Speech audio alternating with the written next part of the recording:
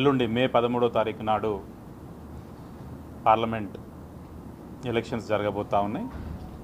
అందులో భాగంగా ఈ last 72 hours, last 48 hours standard operating procedures ఉంటాయి.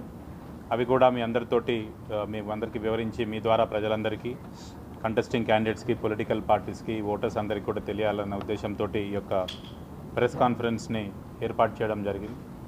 ఈ లాస్ట్ 72 అవర్స్లో అంటే నిన్న సాయంత్రం ఈవినింగ్ 6 గంటల నుంచి అన్నీ కూడా ఇంటర్ స్టేట్ చెక్ పోస్టులు, ఇంటర్ డిస్ట్రిక్ట్ చెక్ పోస్టులను మళ్ళీ యాక్టివేట్ చేయడం జరిగింది. అన్ని వెహికల్స్ని కూడా ప్రాపర్గా చెక్ చేయడము, ఇవన్నీ కూడా ఎక్కడైతే మనము చెక్ పోస్టులు పెట్టామో అక్కడ స్ట్రెంథనింగ్ చేయడము, ఈ స్పెషల్ ఎస్ఎస్టీస్ ద్వారా, ఆ తర్వాత ఫ్లయింగ్ స్క్వాడ్స్ ద్వారా, మోడల్ కోడ్ టీమ్స్ ద్వారా ఇవన్నీ కూడా ఐడెంటిఫై చేసి ఇలా 72 అవర్స్ని ఫర్దర్ మన విజిలెన్స్ని ఎక్కువ యాక్టివేట్ చేయడం జరిగింది.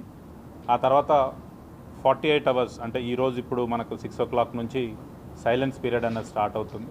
ఈ సైలెన్స్ పీరియడ్లో డిస్ట్రిక్ట్లో మన జిల్లాలో 144 సెక్షన్ ఇవ్వడం జరిగింది. అలానే మిగతా జిల్లాలో కూడా ఈ పార్లమెంట్కి సంబంధించిన మిగతా 3 జిల్లాల్లో కూడా 144 సెక్షన్ ఇవ్వడం జరిగింది. ఈ సైలెన్స్ పీరియడ్లో డ్రై డేని కూడా డిక్లేర్ చేయడం జరిగింది. అన్నీ కూడా షాప్స్ అన్నీ కూడా డ్రై డే డిక్లేర్ చేయడం జరిగింది, liquor shops and other things. So అవన్నీ కూడా ఇమ్మీడియట్గా క్లోజ్ అవుతాయి.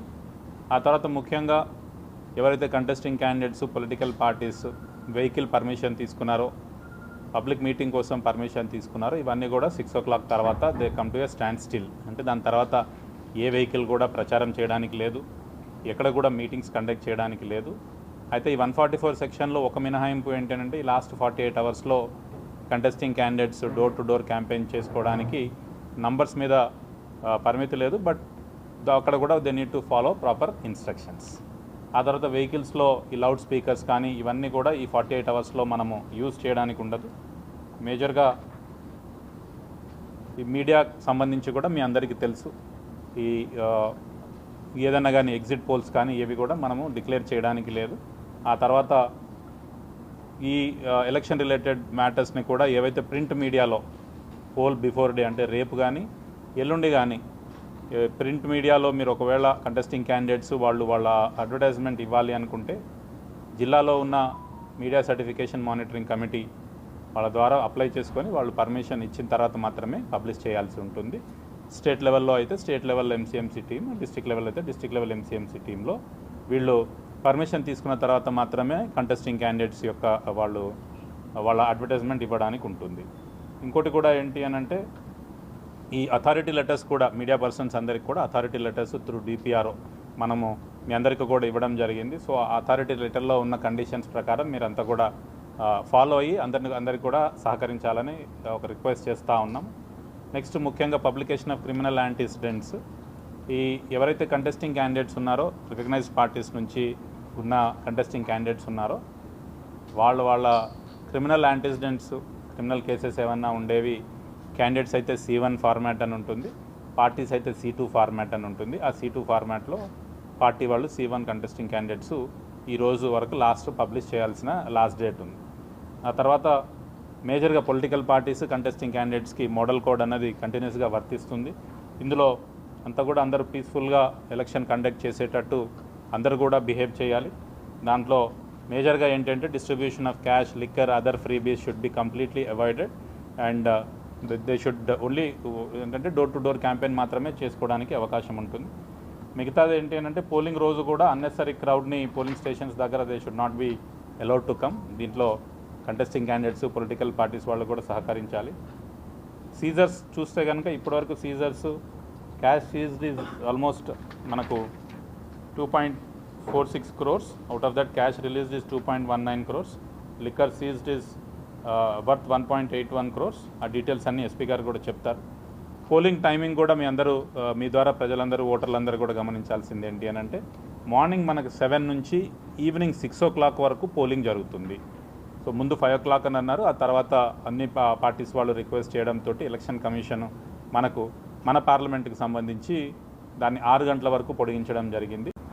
ఎల్లుండి 13th of this month మనకి మహబూబ్ నగర్ పార్లమెంటరీ కాన్స్టిట్యున్సీలో elections and votings are being done. So as part of election bandobast, police side nunchi manamu revenue department and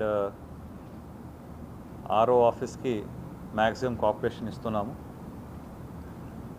As per the instructions of the returning officer, 144 section will be promulgated. అట్లానే dry day proceedings కూడా వస్తాయి మనకి, అది in letter and spirit will be following. అట్లానే silence period regarding stopping of campaigning, stopping of loud speakers, ఈ అన్ని instructions కూడా మనము ఫాలో చేస్తాము. And will ensure that last 48 hours SOP given by Honorable Election Commission of India is followed. Of polling, మన దగ్గర దాదాపు 881 polling stations ఉన్నాయి. Many of them are been classified as critical locations. So ప్రతి polling station దగ్గర మన police side నుంచి మనం security and constables deploy చేస్తున్నాము. అట్లానే క్రిటికల్ పోలింగ్ స్టేషన్స్లో సెంట్రల్ ఫోర్సెస్, IDPP, CISF వాళ్ళందరూ కూడా డిప్లాయ్ చేస్తున్నాము. Outside polling stations, flying squad and static surveillance teams also will be running to ensure that polling రోజు ఏదో ఇల్లీగల్ యాక్టివిటీ ఎక్కడైనా మన నోటీస్లో వస్తే మనం యాక్షన్ తీసుకుంటాము.